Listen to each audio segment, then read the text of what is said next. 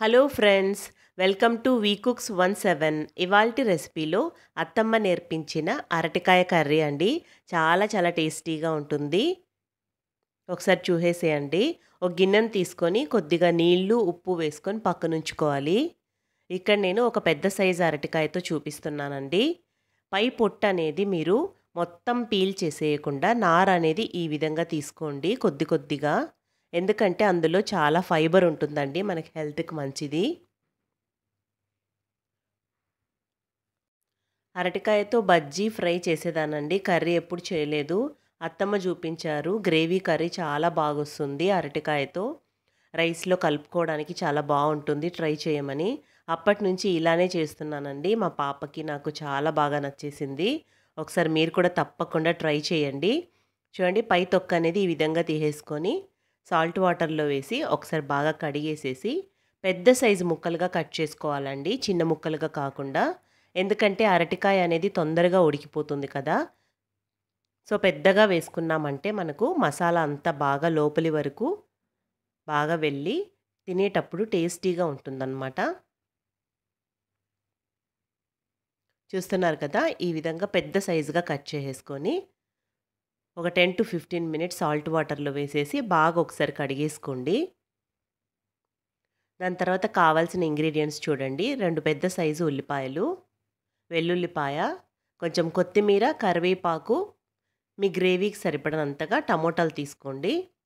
సన్నగా కట్ చేసి ఒక బౌల్లో ఉల్లిపాయలు, వెల్లుల్లిపాయని కొద్దిగా అట్లా క్రష్ చేసుకోవాలండి. క్రష్ చేసి అందులో వేయాలి. టమోటా ముక్కల్ని సన్నగా కట్ చేసేసుకొని అన్నీ బౌల్లోనే వేసేసుకోవాలండి. కరివేపాకు, కొత్తిమీర చాలా ఈజీ ప్రాసెస్ అండి, తొందరగా అయిపోతుంది మీకు. ఒక్క కర్రీ ఉన్నా సరిపోతుంది. పావు స్పూన్ వరకు పసుపు, 1/2 స్పూన్ ధనియాల పొడి, 1/2 స్పూను మిరప్పొడి వేసానండి.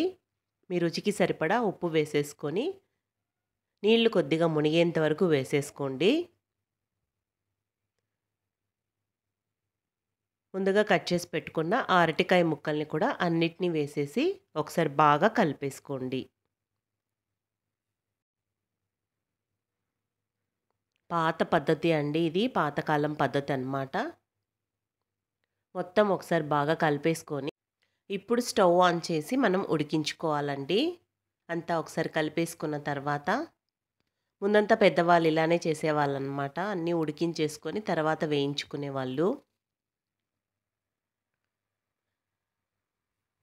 ఇలా ఉడుకుతూ ఉన్నప్పుడు మీరు ఉప్పు, కారం అనేది కొంచెం టేస్ట్ చేసుకొని తక్కువ అయితే వేసుకోవచ్చండి. చూడండి, కర్రీ అనేది బాగా దగ్గర పడుతూ ఉంది కదా. కొంచెం పులుపు ఎక్కువగా ఇష్టపడే వాళ్ళు కొద్దిగా చింతపండు నీళ్ళను కూడా వేసుకోవచ్చండి. అయితే చాలా కొద్దిగా వేయాలి, లేదంటే పులుపు వచ్చేస్తుంది. ఈ విధంగా ఒకటి తీసుకొని కట్ చేస్తే బాగా ఉడికిపోయింది లేదు తెలిసిపోతుందండి. కానీ అరటికాయ 5 నిమిషాలకి బాగా ఉడికిపోతుందండి. ఒక ప్యాన్ పెట్టుకొని కొద్దిగా ఆయిల్ వేసి, ఆయిల్ వేడెక్కిన తర్వాత ఆవాలు, జీలకర్ర వేసుకోవాలి. అన్నీ కర్రీలోనే వేసేసాం కాబట్టి ఇందులో ఏమీ వేయాల్సిన అవసరమే పడదండి. చూస్తున్నారు కదా ఎంత ఈజీయో ప్రాసెస్.